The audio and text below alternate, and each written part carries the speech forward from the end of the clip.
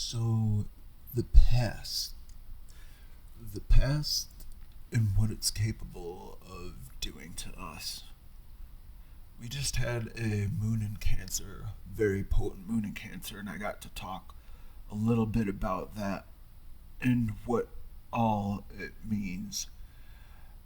And it's really wild because Cancer, especially, is a sign about nostalgia. And among its contradictions, it tends to be a sign about the past. And the moon is a revealer of secrets of things we've lived through or things we are about to go through, even. So the moon has long been given as a symbol to any sort of seer, study, mystical study, especially anybody who's studying on any sort of abilities when it comes to prophecy, again, seeing shamanism, the clergy or the hierophant, anything like that. So often, that sort of, like you might say, priestly caste or class, so long has been given the moon, symbolized by the moon, as much as the sun, especially because the moon receiving the sun. So often in history, we see these people in their occupation, their main bent, their entire purpose and thrust is to receive as much of the sunlight as possible, as much as of the higher golden ray, which lifts us up from the greater density of the more, you might say, broad, flattened, just wider scoping, more massive red wavelength. That red wavelength, it would be considered the broadest wavelength if we look at the spectrum, or the prismatic pyramid. As we've seen very often, we see that famous T-shirt with the pyramid with the light that's striking through it, like the Pink Floyd shirts, and there's just like this ray of spectrum. So with red at the bottom and the purple, which is the highest wavelength, the ultraviolet light, the most highest yet shortest traveling, is at the top. Now back at the bottom we have the red, which is the broadest traveling, the furthest extending, but as such is considered the density of depth that is closest to the most massive. It is the most mass oriented or masses oriented wavelength. Whereas what I'm getting at next is we go toward the higher, the light blue to the striking vivid blue to the violet, we begin to witness more what could be considered as the ones that sit upon or are fixed upon or hover upon within the energetic spectrum.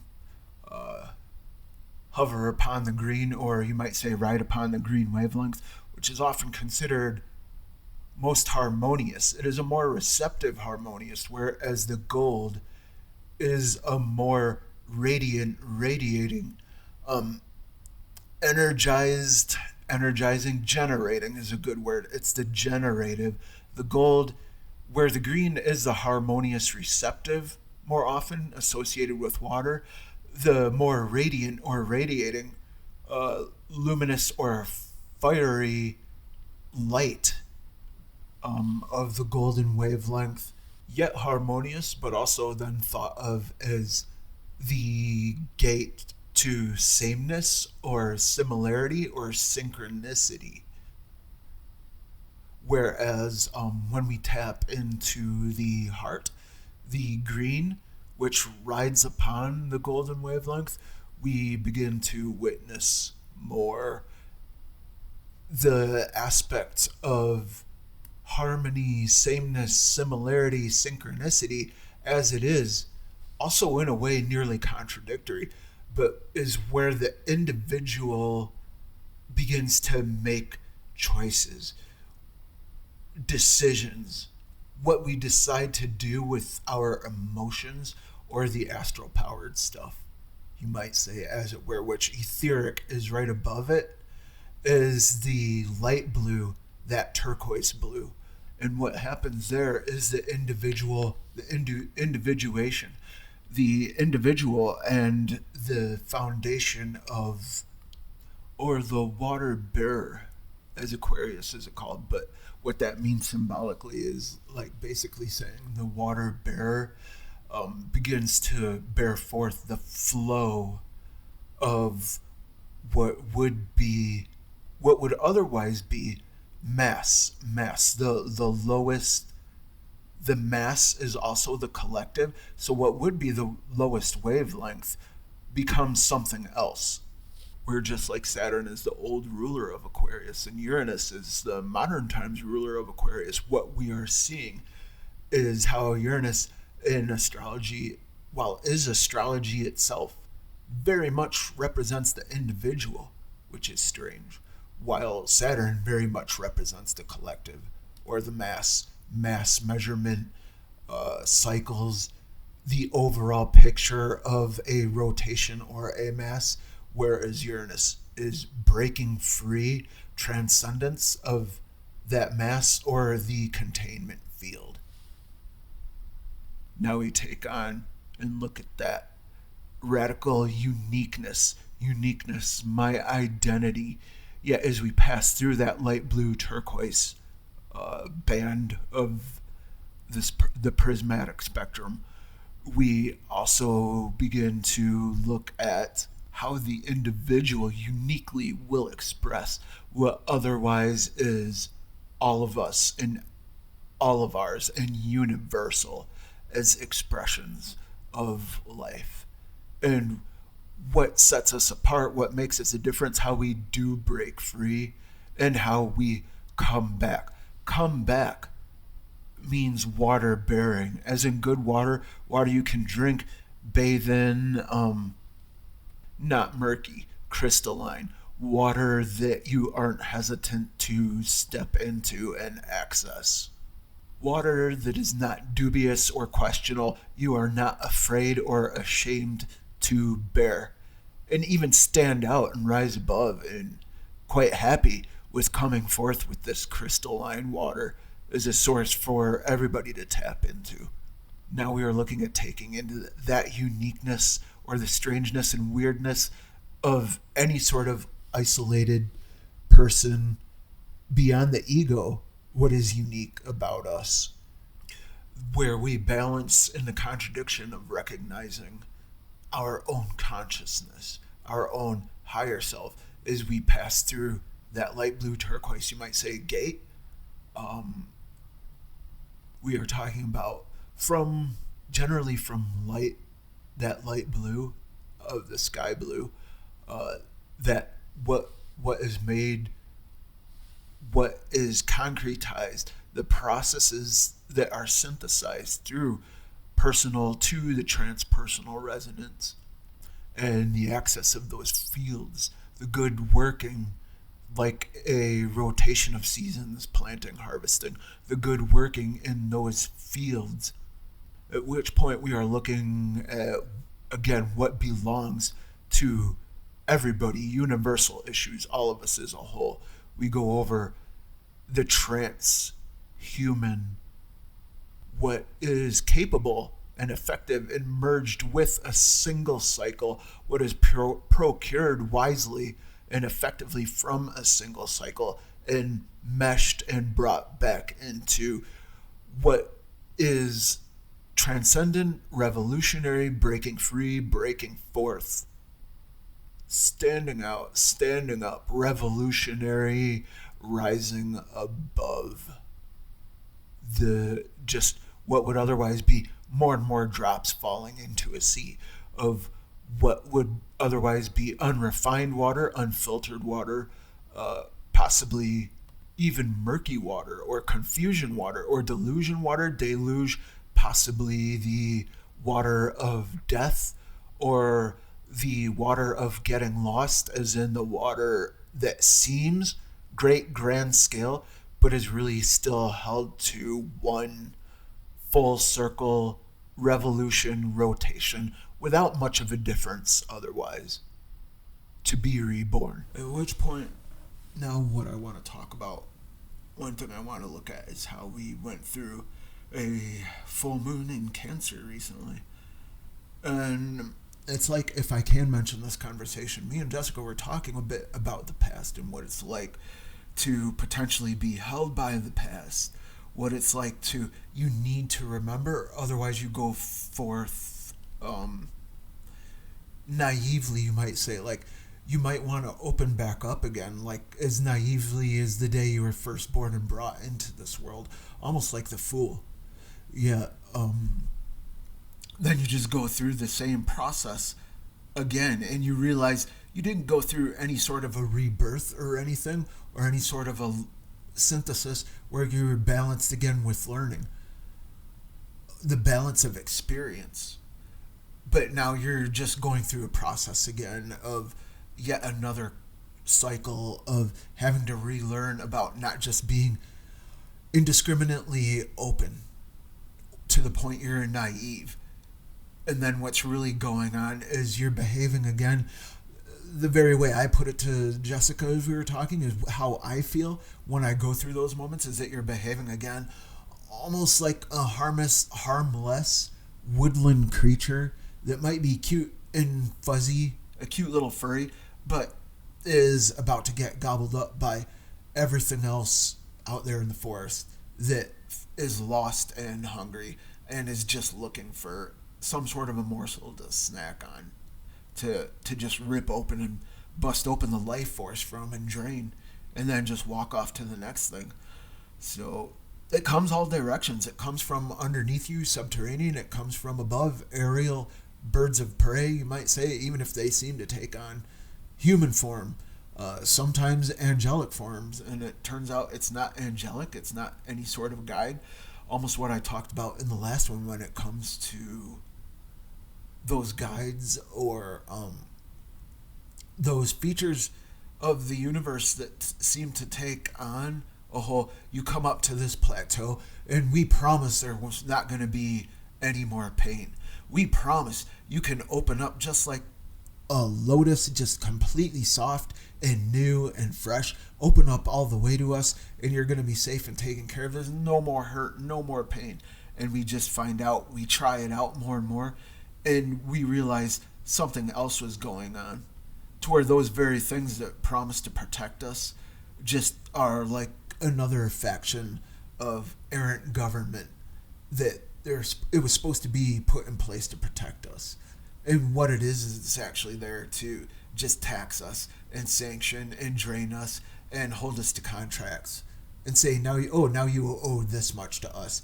And by the way, you're being taken care of. You're being protected, which the roof over your head that's protecting you is not even there to protect you at all. It's just a brand that you are under, that you owe allegiance to.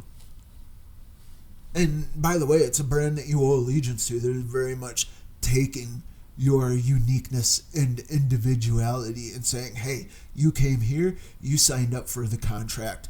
You are being protected, much the way any gang or mafia mentality is also shaking you down and protecting you. Yeah, so most of the people who consider themselves to be human and really good human, and they may have human bodies, but in a sense, I say that, and the reason I say that is because they really think of themselves as human, and what's so authentic about humanity. And when you're being good, almost in a way, when you're striving to be at your best and to have a good heart and an open heart, like that lotus, and you're soft and you're receptive and harmonious, but they really disrespect what's transhuman about you that's good, what is universal about you that's good, that can open up to where you are also unique in your features. And it turns out they hate that. But why do they hate that? Why is there some predatorial drive that is against that? But most of these people consider themselves human and what's so authentic about humanity. But they really just are ridden on by that lowest of densities and even what is underneath the horrible unconscious parts of themselves and the shadow aspect, that really dark aspect, what's even underneath that red, broadest of density wavelengths.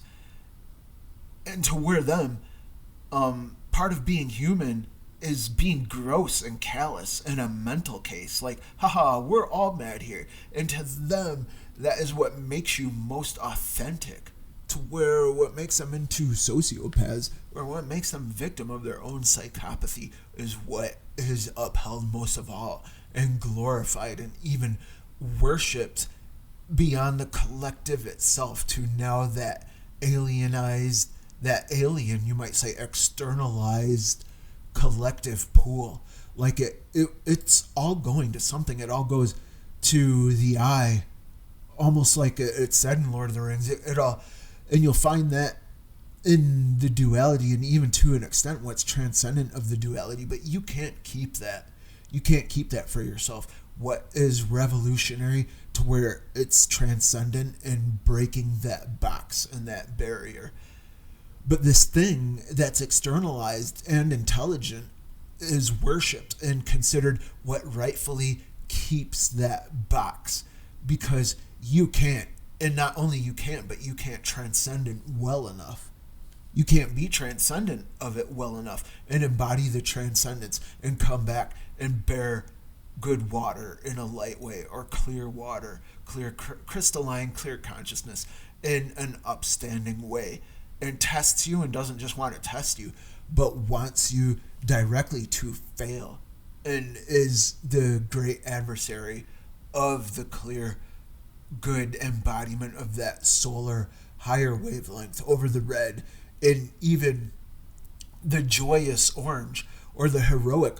That orange is where the heroism does begin to be embodied, which can be joyful, but also can be the hallmark of where the psychopathy glorification begins, or the madness mental case begins, which we actually see it begins to be embodied in the legend and the tale of Don Quixote, that madness or the delusion about the hero and the hero's journey.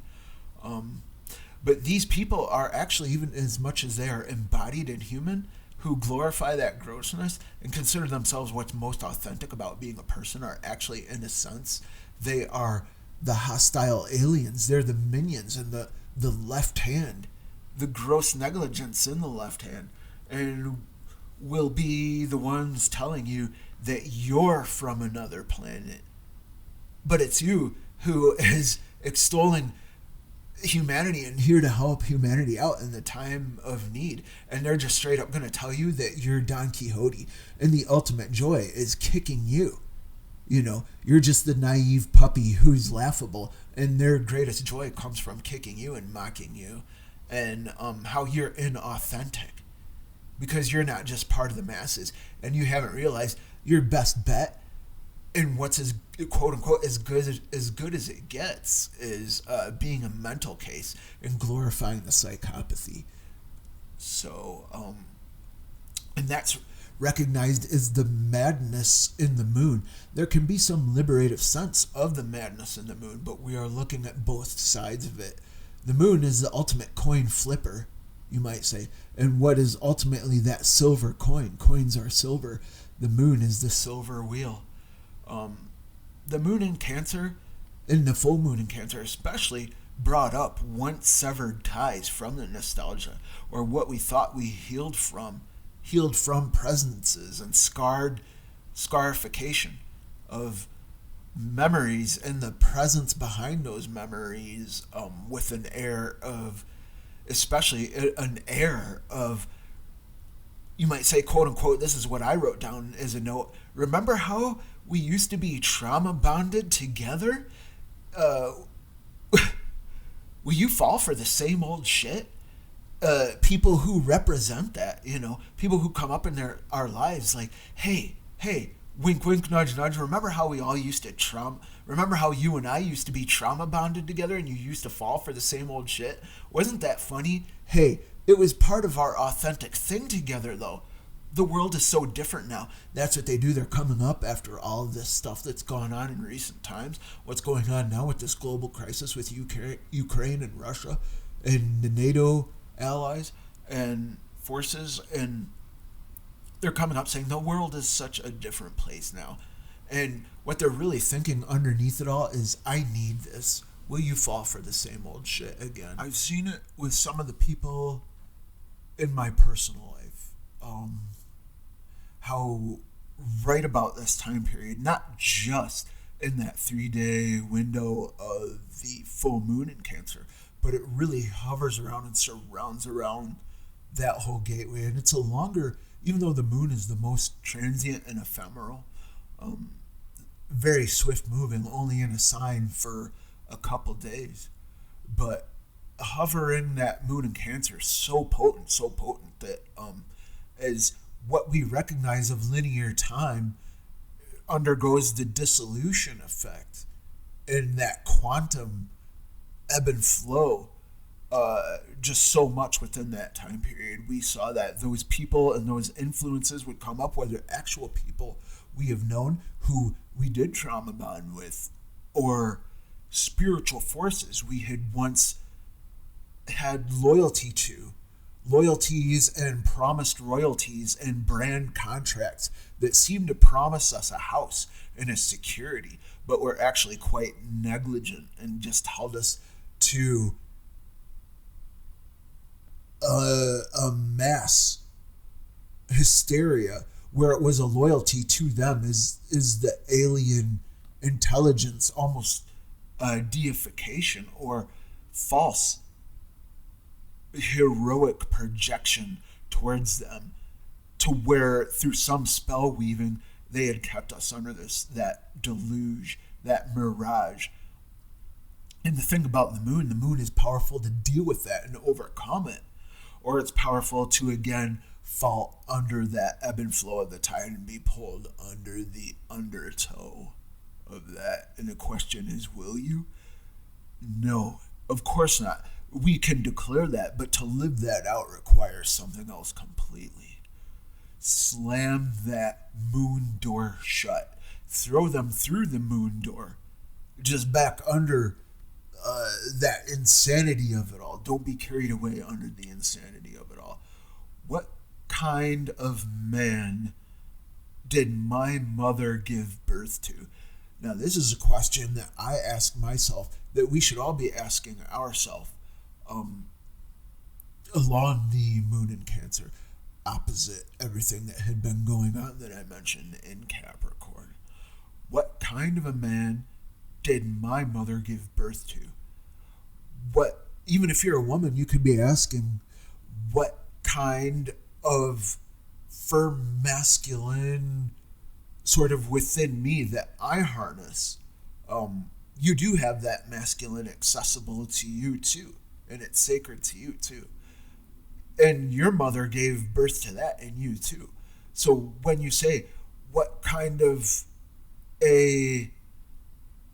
like again, the golden wavelength above the red wavelength, there is a dual masculine, and it might be considered that dual masculine in its worst shadow aspect as along that broadest of all wavelengths, which seems like the most powerful oomph of that base of the pyramid, that base of the prism, which is that red wavelength.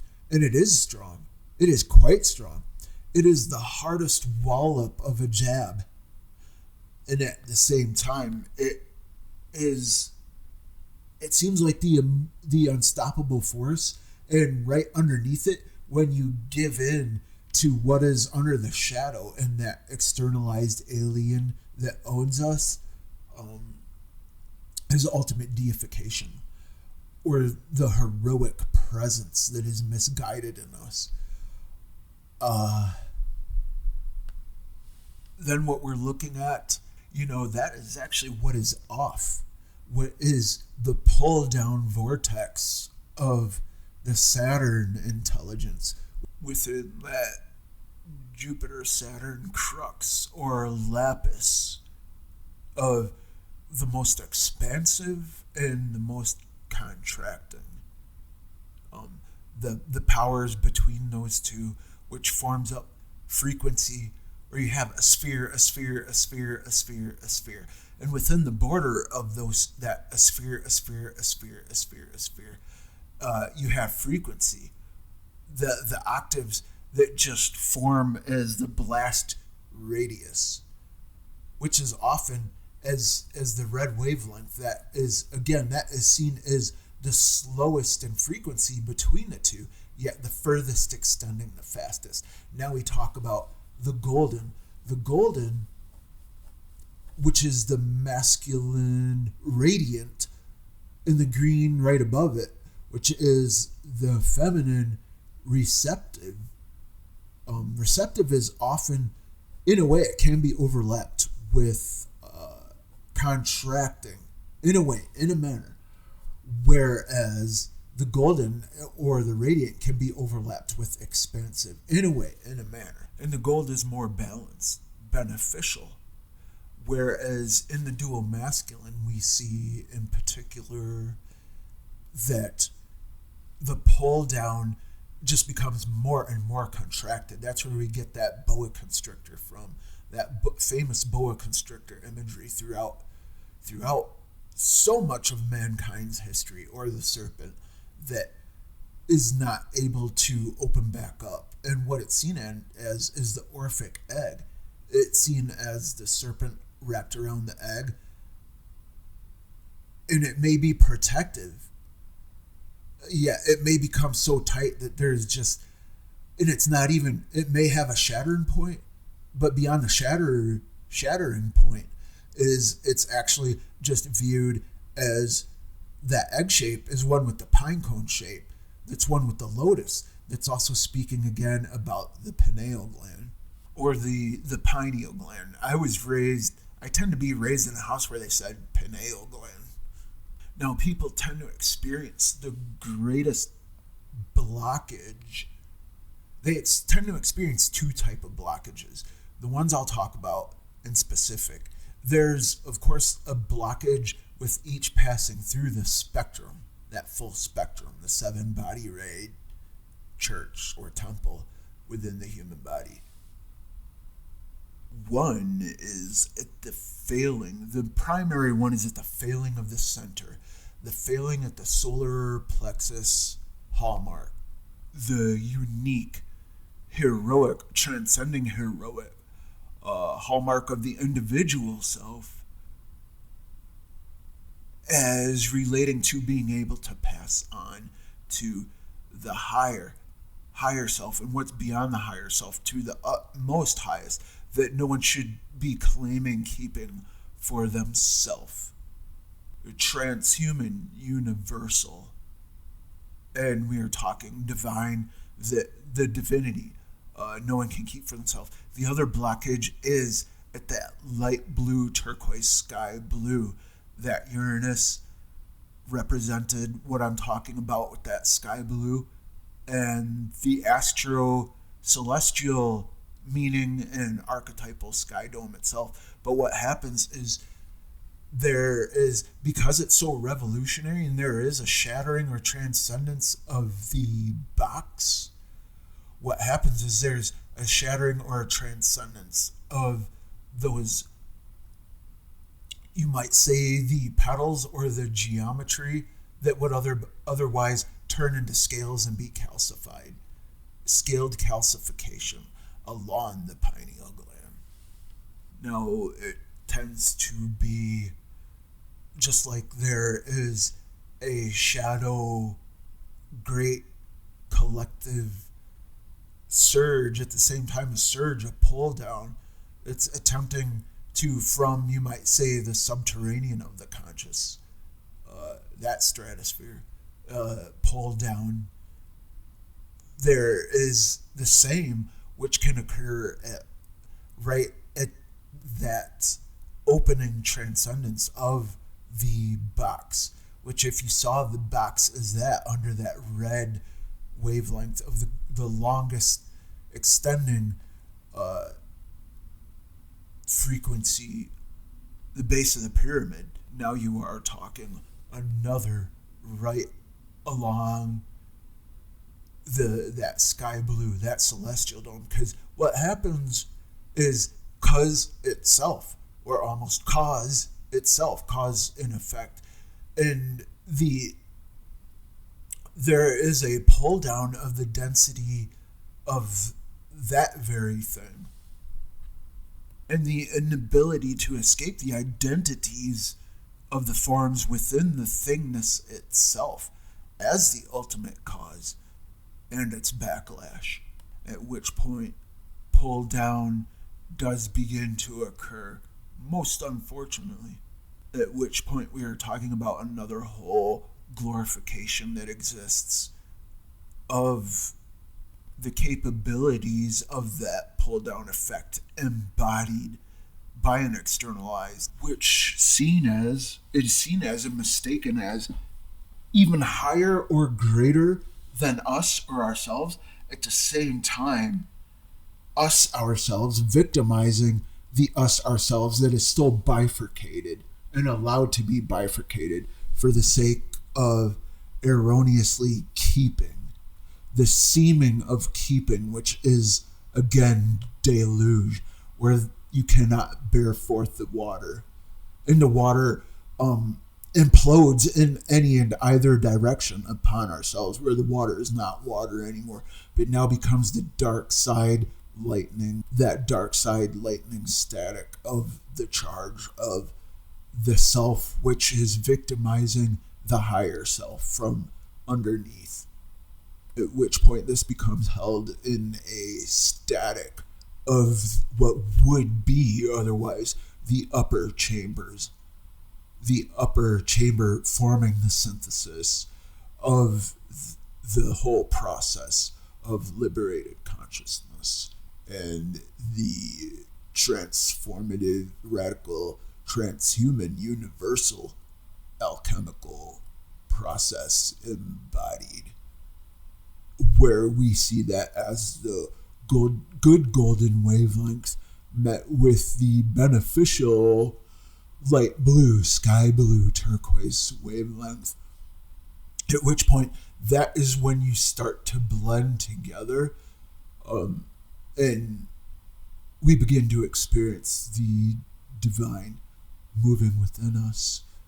We're talking whole new, what's given as, what's often seen as impossible becomes miraculously so obvious and manifesting and manifested to be manifested in echo, you might say the rightful or benevolent echo, which is also almost like contradiction lived out, is not an echo at all. We are talking just perfect presence. Beyond my own personal philosophies or any dogma that I might have, is just a realization, a constant question worth contemplating. Those who attain it, or at least know about this thing as much as they constantly work toward it and maybe never see it in their lifetime, maybe see it for a brief window, but then begin to fail on themselves. Just the asking of that question. What kind of man did my mother give birth to? And this goes way, way, way beyond just some dude actually asking the actual question when it comes to the genetics of his actual mom in this incarnation, if you feel what I'm saying.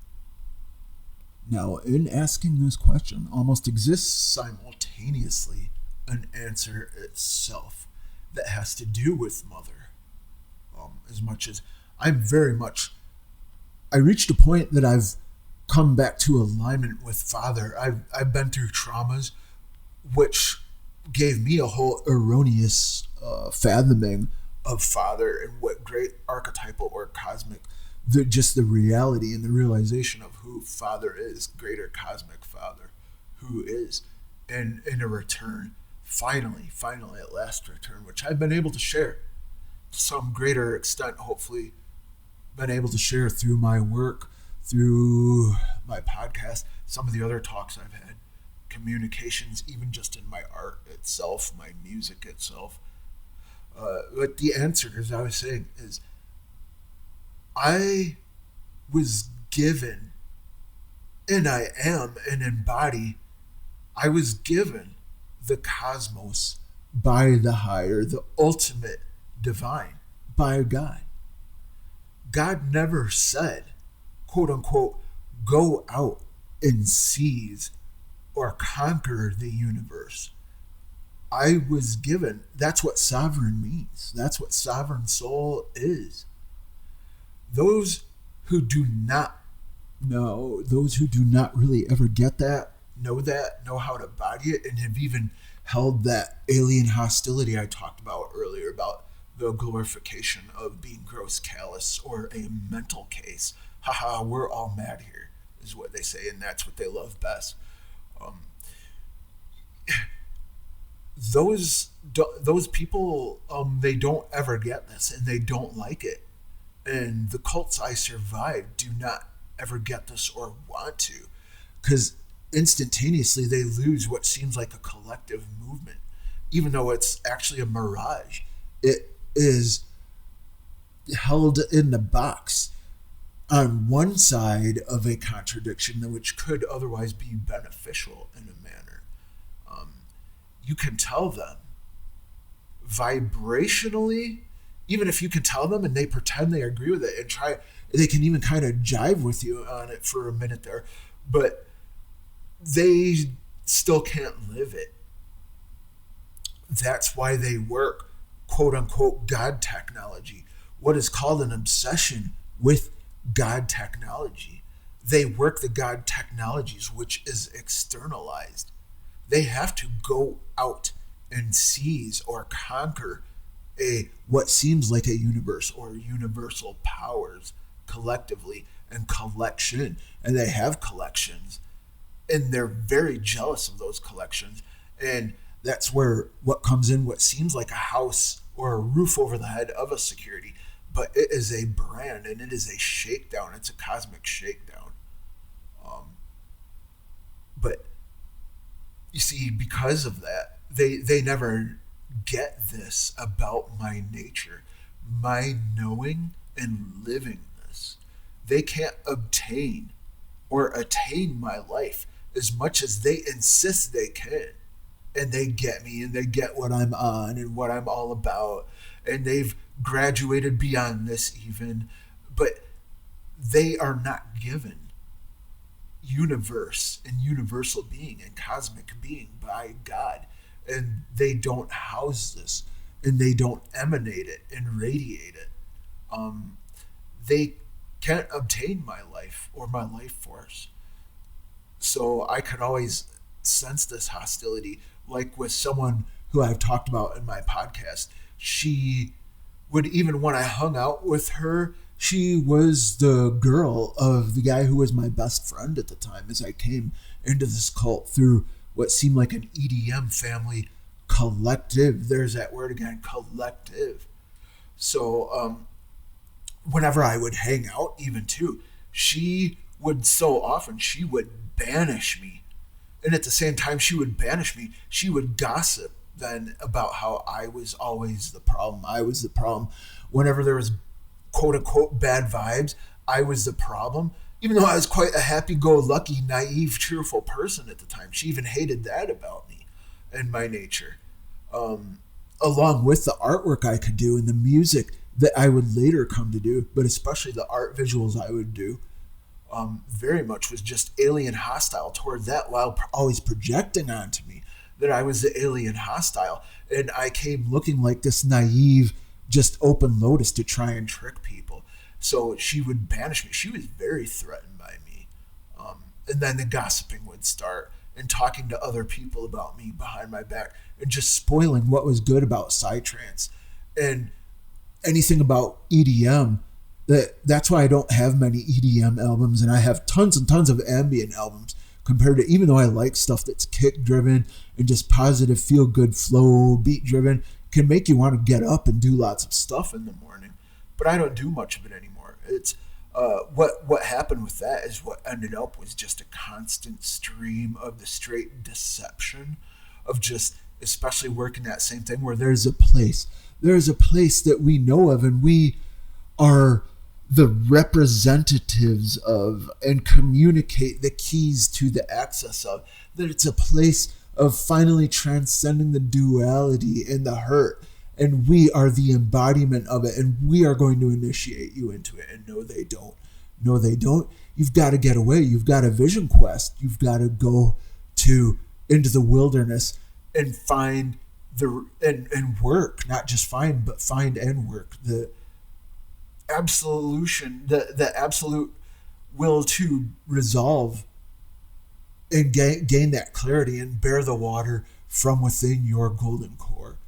And you go out into the wilderness yourself and refine this within yourself, the greater cosmic wilderness, and you cross that abyss. And that crossing of that abyss is embodied in what I was talking about, between where the heart experiences that skip between to the next node of the higher octave of the cosmological reconfiguring, the great cosmological revolutionary of that light blue turquoise comes next in the prismatic scheme.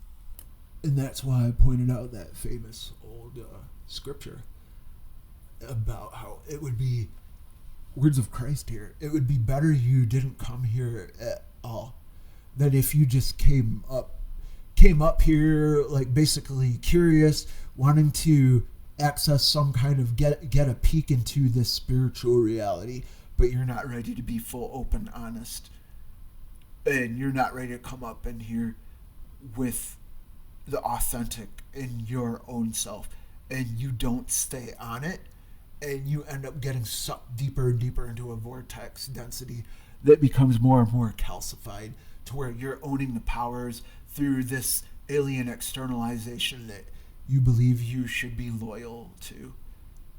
So, and you sell out to. Now, that's the thing, is you will be up against deceiving, lying spirits.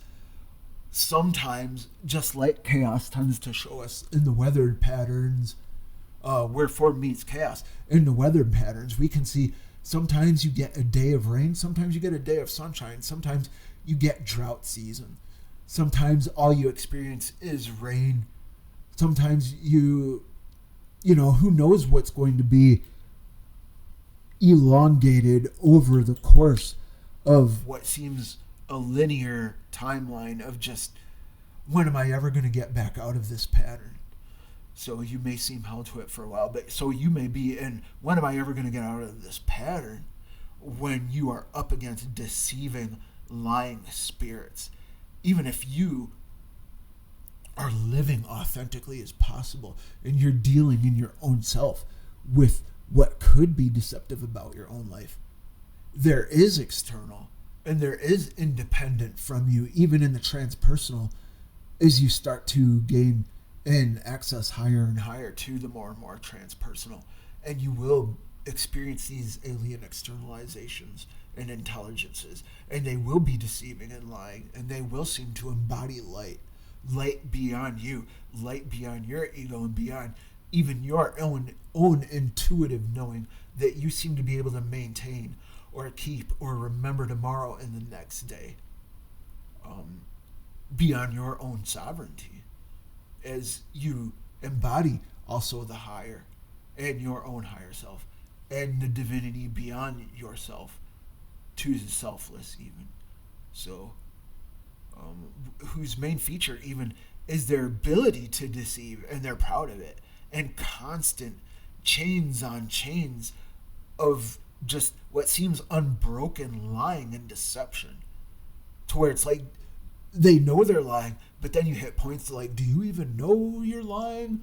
The lines get blurry with that, even beyond languages and beyond the alphanumeric and thoughts, smooth or brutal, but the whole reality they live in and feed of and work to project on the living holy capital T truth in ceaseless chains and with armies and families and clans, and what even transcends those nations.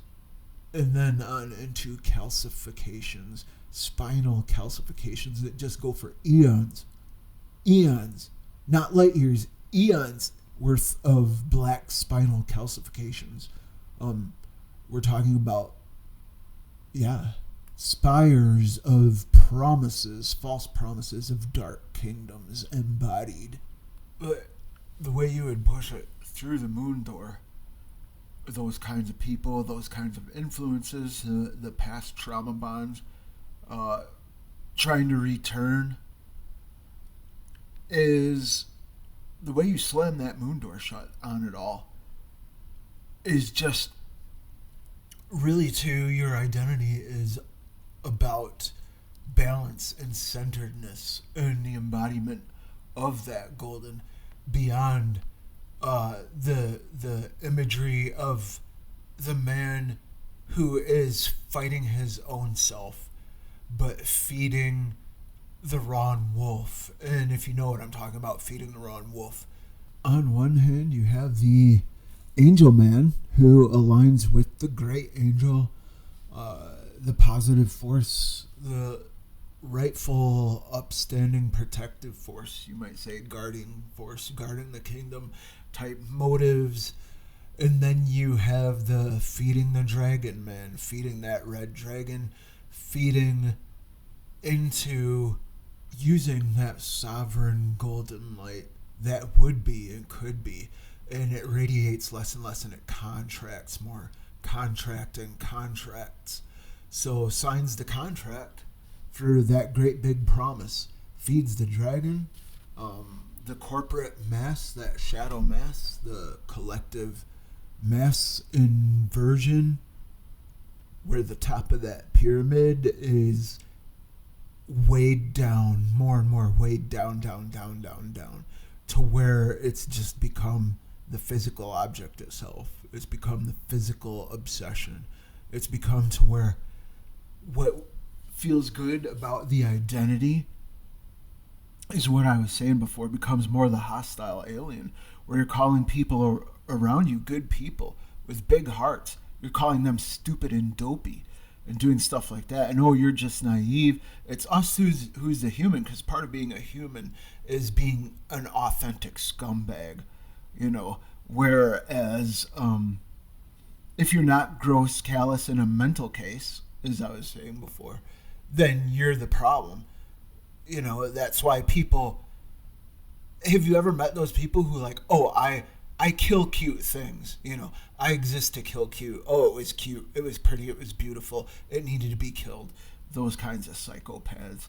So, and those are the people definitely giving up their soul, aligning to the dragon, what is the underlying alien externalized power at the heart of, just like, almost like the Lord of the Rings archetype, or the Hobbit archetype, actually, is the dragon that lives at the heart of the mountain, That pyramid inverts to where what is at the top is just always headed down, and what you think is heading down is making your way to the top. See, it's completely messed up all around. Thinking itself having conquered the duality, having conquered the systems of, archaic moralities or whatever, which are the real trap. So people like me exist to be banished. And it sucks. My own best friend at the time, who it was his girl, who ends up initiating me later on. And I'm like thinking to myself, well, we're going to get along. We're going to finally start being friends. And that's not what happened. That whole initiation thing was just their dark initiation. It was not anything to start to be friends or anything good happening. It was actually to make me open and make me a source reservoir to tap into, and she coveted me. Who I am as an empath, my empathy, if you don't want to label me as an empath and think that's cheesy, that's fine. But my empathy and what was genuine about my soul was tapped into. My golden core was compromised, and that sucked. that really sucked because I did have the warning signs and I kept being naive and I kept wanting to be part of something bigger than me, which was just, it was wrong. It was evil. It wasn't good. Someone you think is your friend, is actually banishing you. And the reason I had said that was because when I went to my friend who was my brother's house at the time, my best friend, I was in his house. And I actually, as I came out of the house, me and him walked out of the house and started going to the car. She went back in the house and did basically a dark Aleister Crowley, Ruby Cross, whatever, satanic banishing against me. Right along the time of that Cancer moon. Fortunately, those people and that person didn't come back. But when it comes to the trauma bonding, those forces definitely were knocking on my door again. And it's wild because I was up all night, like praying and praying and praying over the whole thing, just confronting head on and contesting with, and I had to. It was either that or just do that thing where you sink or swim. And at least that night, I was not going belly up. So that's not a feature I'm really known for. There are times you do want to just float on the quicksand to the edge of the quicksand bank and then pull yourself out. This was not one of those times. And what I wanted to talk about from there was just how we need prayer. I've grown up around at various points in my life and stages of my life. I've been the one who made fun of. I've been the one who is being made fun of. Onward Christian soldier. Oh, you're a prayer warrior. We need prayer. Prayer is warrior material stuff. And I can tell you why, is I've been watching a lot of different YouTube videos, a lot of different talks, lots of people's uploads, lots of channels is full of spiritual leaders. And they can only ever say meditation. All they can talk about is meditation. And I always say meditation and prayer, prayer and meditation. Why is it they can only say meditation? And just really meditating on it and contemplating it was like, I realized prayer invariably leads to certain confrontation with those externalized power nodes, alien deifications, or even just shadow calcifications that take on their own willpower.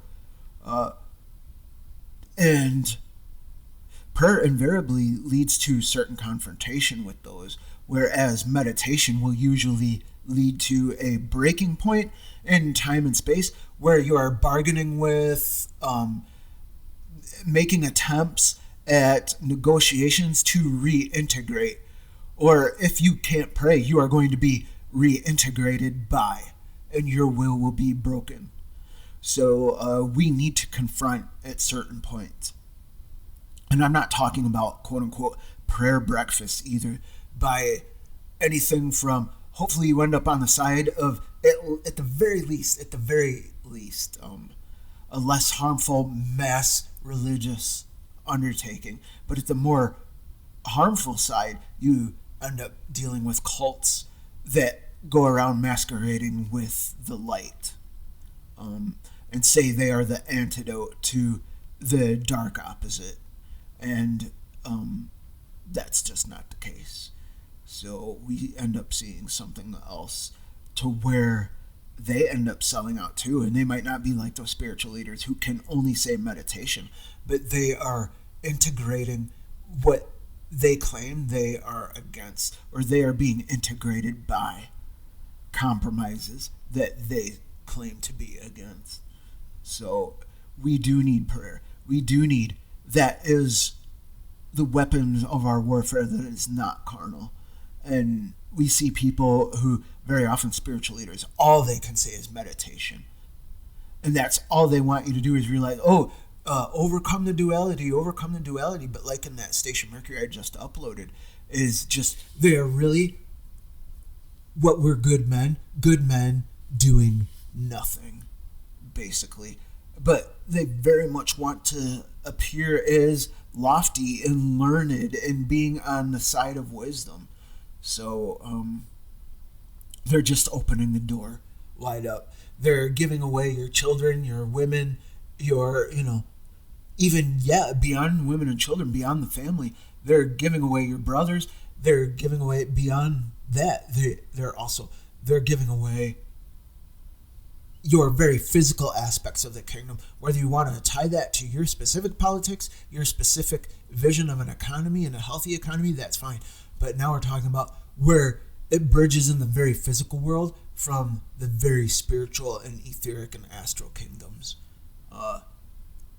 Bridging over even the abyss to where forces of the abyss are getting through. So now we look at one hard thing is so many of these quote-unquote truthers or spiritual leaders or quote-unquote heroes of the red pill, they are showmen. They very much, what they care about is their show. And as they go on and gain more and more hits and views and hearts, what they care about is their sponsorship. And these showmen do not fight or have a very certain substance where we are talking about, like I said before, leads to certain confrontations. Per does. A certain substance leads to certain kinds of confrontation. And they lack that certain substance anymore. I know, because I've tried to go to them many times over the life that I live in. It's to no avail. They are afraid of losing sponsorship and corporate backing. And that's what another thing we're seeing now is Mars heads from Sagittarius into Capricorn.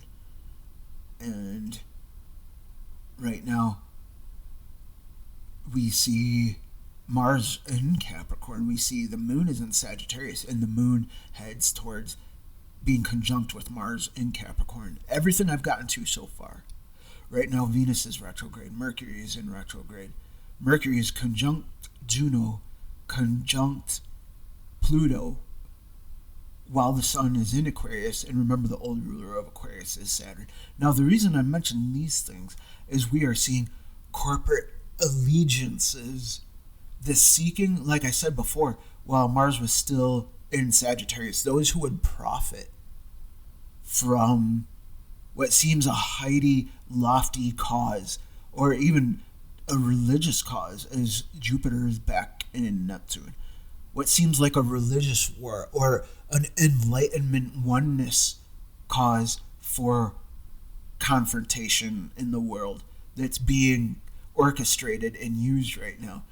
Now we look at Mars back in Capricorn with the moon heading towards, right now at the peak of Sagittarius, heading back towards Capricorn. We're talking about the seeking of corporate sponsorship, and those who actually don't fight and lack a certain substance just want that collective critical mass. They want that collective mass backing them up. They want their corporate sponsorship at the cost of real truth. And they want to seem like truthers. They want to seem like quote-unquote heroes of the red pill. And just the substance isn't there. The will to have certain confrontations isn't there. And they go around meditation, oneness, integration. But how is heavily, severely compromised.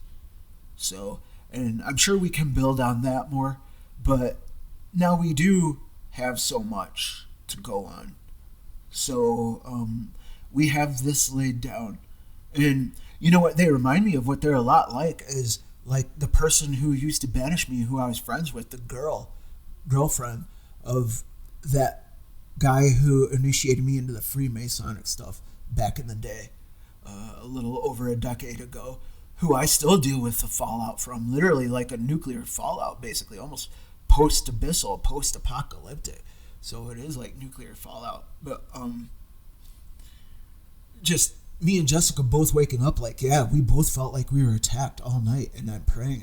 So the importance of prayer is stressed. And again, all these people who claim truth, claim to be soldiers of truth, soldiers of the red pill, heroes of the red pill, and they're not. And what they remind me of is hypocritical hippies preaching at burns, hippies at the burn festivals who go out there and they get all hopped up and they preach, or they seem like they have certain causes, but it's during that burn. And it's a very flimsy, it lacks substance. As soon as that burn is done and they're burnt out and they've come down off of what they were on again for a while, it's water that cannot be bared forth. It is not crystalline water. There's no actual discipline behind it. They haven't fought for it. So they were just riding like an Aquarius dual current buzz for a while, from one plateau to riding it to the higher plateau for a time. But then the moon starts to wear dissolution on that to where they shut themselves back out through the moon door, because that golden wavelength cannot be embodied and not centered, not grounded in anything. And what happens is that golden wavelength starts to become more and more of shadow externalized powers that they aren't really aware of. So yeah, hippies preaching at burns. And I say that because they go out and they seize and conquer the universe. As much as I say they're against guns, flower power over lead bullets, make love not war, but they go out to seize and conquer a universe in their own way, and that's where the cults formed up. Cults that I survived, cults that became Freemasonic stuff. But we are talking all about Black Lodge, all about just the only deification of self. There is nothing but you are God, and the realization of your own willpower is God. That's what they were doing. We are talking about Black Lodge stuff, left-hand stuff that might even talk about the full two hands being fulfilled, but in the end, it's like those powers of air that go about seeking, needing very much the next high, the next stimulation, the next fulfillment, like hungry ghosts, basically. No grounding, no settling. Not settled in anything, no comfort in the living crystalline waters, the waters that can be bared forth, that we're talking about now. Very God technology obsessed, very God tech centrifugal. That's their motivation. All that stuff is God tech. The Freemasonic hot points, the fiery Loas, as they were called, all that was God tech, God technology. The acid that they take, the pharmakia, that is God technology obsession too. I'm all for, like, maybe microdosing or even a trip to the Peruvian jungles. I don't sit there and shame people for that. But when you're talking about something that's unguided and very much into chaos, very much into doing harm to help yourself, all the while not even aware that you're doing it, your left hand doesn't even know what your right hand is doing or why, or the centeredness behind it, Again, the question comes up, what kind of man did your mother give birth to? Do you ever stop and think about that? It's a constant question worth contemplating. So it's what leads to the truth. It is that what leads to the truth in the heart. There is a feminine golden aspect to the golden solar. The solar is not just male, just like the lunar is not just feminine, and the Saturn is not just masculine. The Saturn, there's also a part of the Saturn which is the new moon feminine. The yin, we're not talking Kuan Yin or anything. We're talking about a feminine that's more like a Black Moon Lilith, like I just talked about, like just insatiable, needing to rip and shred and destroy, and is a straight up destroyer and killer, and an out of balance, basically like Saturn feminine almost, that gets glorified and worshipped just as much as an out of balance or isolated, divorced from the feminine, either Saturnine masculine or even fiery Mars masculine or some other masculine, just out on its own, hanging out there on its own, an externalized pyramid scheme, basically spiritual Ponzi scheme, glorifying and selling out to schema. So that's it for now. I'm going to stop this right here, and as more material comes through, we'll pick it up again. Thanks. Stay free, seek liberation, embody the truth as much as humanly and supernaturally possible here in this life and in this world and worlds between worlds. There are many worlds within you, and that is truth. And those many worlds are a singular consciousness. So always aim for the higher and stay centered, be grounded, see yourself and those around you who are suffering. So all life is suffering. And they're already just in the realization, and that is a seed of compassion already planted in those who are living authentically. So this is me signing off. Take care.